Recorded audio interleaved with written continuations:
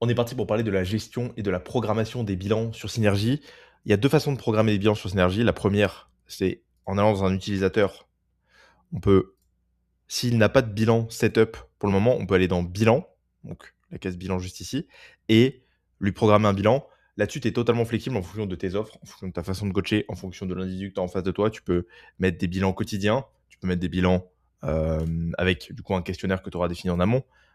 Tu peux mettre une heure de notification et un délai pour répondre au bilan et tu peux mettre ça de manière quotidienne, hebdomadaire, avec plusieurs fois dans la semaine s'il faut, mensuel, avec une fois par mois avec la date, et personnalisé à partir du tous les combien de jours, à partir de quelle date.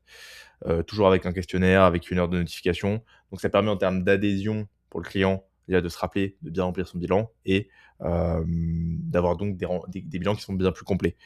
Les bilans, la deuxième façon du coup de programmer des bilans, une fois qu'il y a un bilan qui est setup et qu'il y aura eu des soumissions, ça va ressembler plutôt à ça, l'onglet bilan. Et donc, la deuxième manière, ça sera d'aller dans la petite roue crantée paramètres ici. Et là, on va pouvoir modifier potentiellement les bilans en fonction du contexte.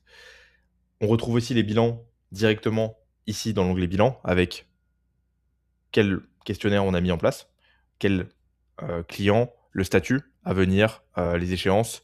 Quand ça a été soumis, on a du coup, on peut les mettre entre à traiter, en retard, en attente, à venir.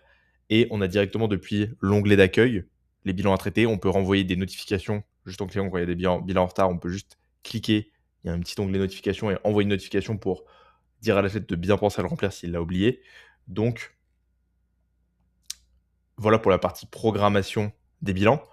Ensuite, pour tout ce qui est de la gestion des bilans, on va avoir un onglet déjà questionnaire qui va plutôt concerner les autres questionnaires en lien avec questionnaire d'onboarding, questionnaire de généraux, etc. D'ailleurs, on pourra du coup créer les questionnaires. Je t'invite à regarder la vidéo sur créer un questionnaire si tu veux en savoir un peu plus sur cette partie-là.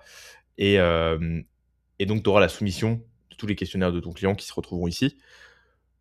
Tu auras l'onglet bilan, forcément ici avec les réponses que tu pourras d'ailleurs comparer en fonction des différentes semaines pour voir les différences et pouvoir en tirer potentiellement des conclusions. Il y aura l'onglet évolution des métriques qui seront donc dans mensuration où on peut voir toutes les mesures, donc juste ici. On peut aussi voir, du coup, en fonction de la semaine, on peut ajouter des mesures à traquer si on veut. On peut voir du coup chaque mesure indépendamment l'une de l'autre. Donc le poids, la masse grasse si on la traque, les épaules, la poitrine, etc., etc. Il y a toujours des graphiques, donc ça peut être assez sympa pour le montrer au client. Et le dernier onglet, c'est l'onglet photo. On va pouvoir voir la progression du physique. On va pouvoir aussi comparer les photos en les sélectionnant. Pour le client, ça sera très simple. Ça sera dans son côté application, il pourra mettre les photos, définir les poses, etc. Ça le mettra en date. Et ça permet donc d'avoir quelque chose de très simple. Toi, de récolter facilement les photos de tes clients, de les comparer facilement pour pouvoir prendre les meilleures décisions.